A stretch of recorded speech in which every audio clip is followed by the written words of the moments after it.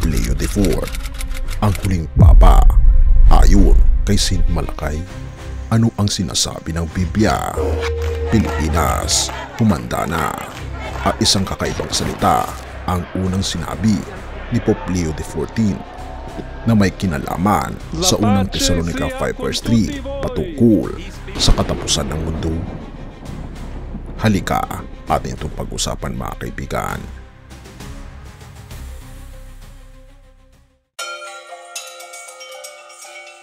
Bago natin ipagpatuloy kaibigan, siya nga pala ang Great Controversy na isa sa mga pinaka-kontrobersyal na libro dahil tumutukoy ito sa mga propesiya sa libro ng Daniel at Revelation na nagaganap na sa panahon natin ngayon bago ang pagdating ng ating Panginoong Diyos ay pinamimigay na namin ng libre sa pamamagitan ng PDF. At ito ay nasa limited lamang na panahon, kaya i-click mo sa description sa baba upang ma-avail mo kaibigan ang napaka-importanteng libro ito na magbubukas sa iyo sa mas maliwanag mong hinaharap. Purihin ang ating Panginoong Diyos at tayo magpatuloy. Ang mga presidente ng buong mundo ay grinit ang bagong papa na si Pope Leo XIV at gayon din ang ating Pangulo ay hinihintay ang greetings sa bagong papa. Pero isang pamilyar na pagbati, isang mensaheng nakaantig, pero may mas malalim na kahulugan ito kung pagbabatayan natin ang Biblia. Ang tinutukoy ko ay ang unang salita ni Pope Leo XIV bilang pinuno ng simbahang Katolika. Winika niya ang mga salitang, "Peace be with you." Sa unang Thessalonica 5:3, malinaw ang babala kapag kanilang sinasabi kapayapaan at katiwasayan sa kadarating ang biglaang kapahamakan gaya ng pagdarama ng isang babaeng nagdadalang tao at hindi sila makatakas. Peace and safety, hindi ba ito rin ang tono ng bagong papa?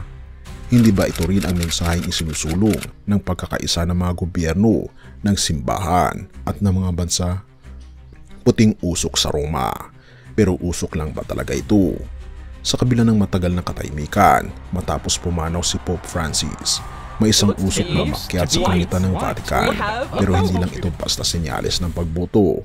Ito raw ang simula ng wakas. Bakit? Isang Amerikano ang nahalal na Santo Papa, si Robert Prevost, na ngayon ay kilala bilang Pope Leo XIV. Oo, siya ang kauna-unahang US-born pontiff, pero teka, bakit Leo? Bakit hindi ibang pangalan? Mga palatandaan sa kalangitan upang pagulo ng isipan. Kung si Pope Leo XIV nga ang una at huling Amerikanong papa, anong ibig sabihin nito sa mundo, lalo na sa mga bansang Katoliko gaya ng Pilipinas? Hindi ba't suruing may pagbabago sa simbahan, may kasunod na lindol sa kasaysayan? Mula sa pagbagsak ng mga kaharian hanggang sa pagtaas ng mga ideolohiya, lagit-laging may koneksyon.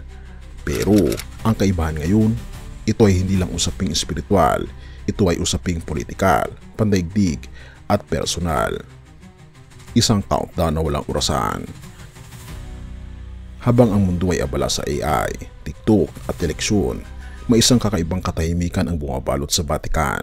Hindi pinansin ng karamihan, pero may isang hula mula pa kay Saint Malakay Prophecy na nagsasabing matapos ang Gloria Olivae ay darating na ang huling papa na pinangalanang Petrus Romanus.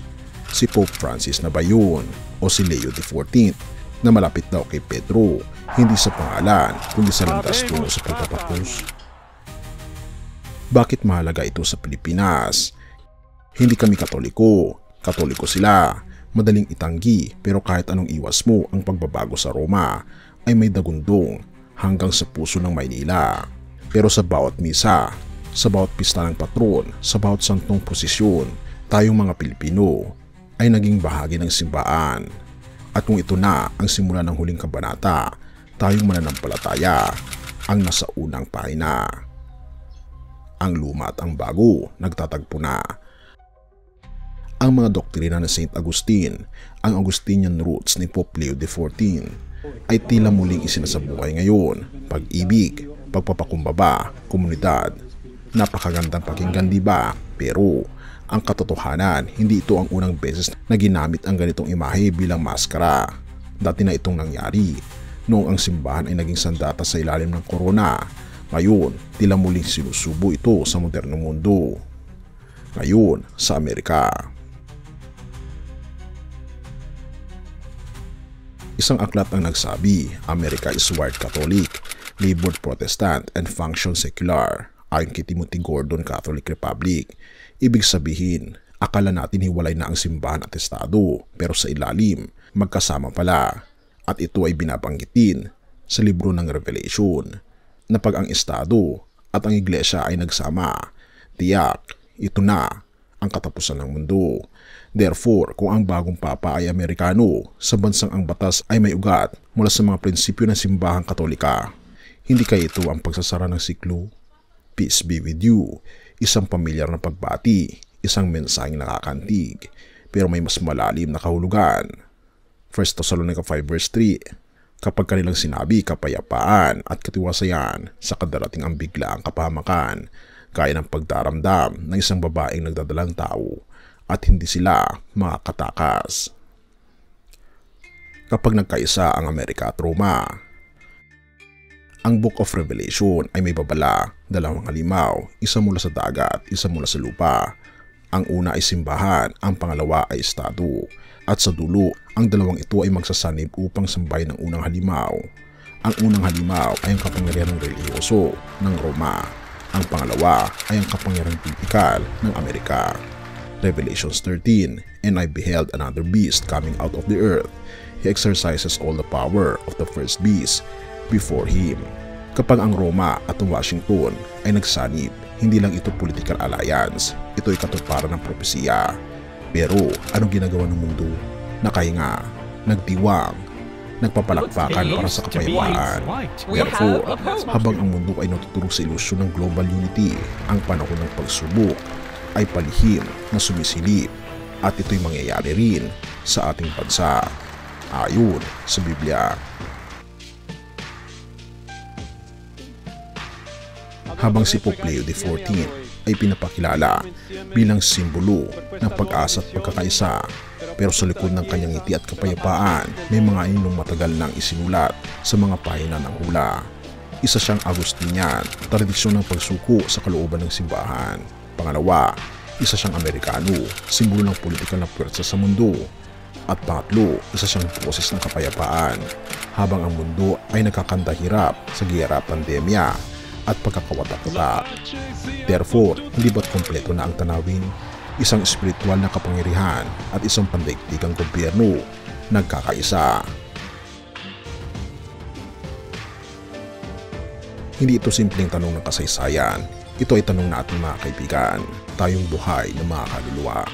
Si Pope Leo XIV ba ang pinaka-unifying ng pinuno sa kasaysayan ng simbahan? Or is he the final piece before the curtain fails? Siya na ba talaga ang huling papa? Hindi tayo sigurado. Kaya Pilipinas, humanda ka na. Hindi ito katang-isip, hindi ito Hollywood, ito ang kasalukuyan at posibleng hudyat ng walang hanggang kinabukasan. Have mercy, O God, at purihin ang ating Panginoon Diyos. Tayo manalangin. Ama naming Diyos na mapagdan sa lahat, kami po ay lumalapit sa inyo. Natulungan niyo po kami na makita po namin kung nasaan na po kami sa kasaysayan ng mundo, at naniniwala po kami ay malapit na sa nalapit ng pagparito ng aming Panginoon Jesucristo, ang magtatatag ng isang iglesia, isang kaharian na hindi matitinag magpakailanman. Salamat po Panginoon Diyos sa inyo pong kabutihan sa amin at patnubayan ang buong sanlibutan na tulungan kaming makita ang buong katotohanan ng binabagit ng Biblia, na ang tunay naming pag-asa ay walang iba kundi ang aming Panginoon Jesus lamang at hindi sa mga tao. Pinupuri po namin kahit pinapasalamatan o aming Panginoon Diyos sa inyo pong kabutihan sa amin, at salamat sa pagdinig ng aming mga panalangin, at patawarin po kami sa lahat ng aming pagkukulang at pagkakasala, sapagkat ito masamot hiling sa matamis na pangalan ng aming Panginoon Jesus. Amen.